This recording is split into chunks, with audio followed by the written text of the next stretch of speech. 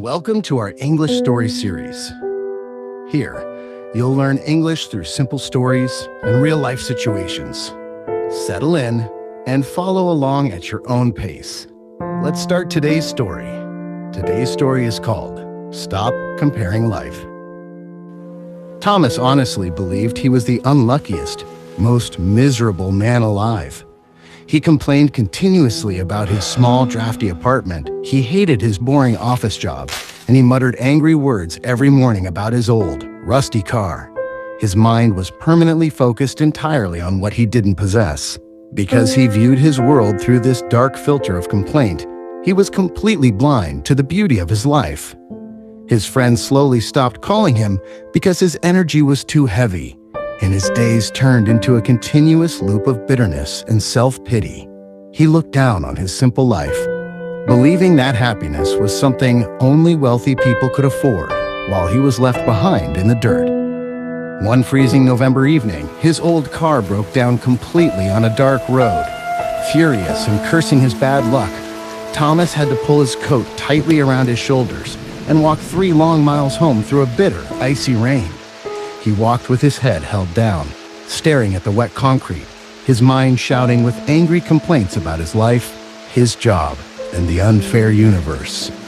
As he neared a closed subway station, he noticed an elderly man sitting quietly on a thin piece of cardboard in a dry corner under the concrete stairs.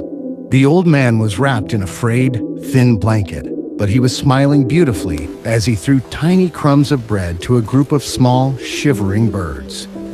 Thomas stopped walking, a sudden wave of confusion slowing down his steps. As Thomas stepped closer, he noticed something completely shocking. The old man had absolutely no shoes on his feet. His skin was bare, red, and freezing from the brutal winter air. Yet, he looked completely peaceful. Thomas stood there in his expensive leather winter boots, feeling a sudden, intense wave of shame crash over his heart. The old man looked up, noticed Thomas staring, and waved cheerfully. "Beautiful evening, isn't it, young friend?" the stranger said, his voice warm and genuinely bright. The air smelled so wonderfully fresh and clean after the rain. Thomas couldn't speak for a moment. His throat felt completely dry. He realized that while he had been cursing the world because his car was old, this man was truly grateful just to breathe the fresh evening air.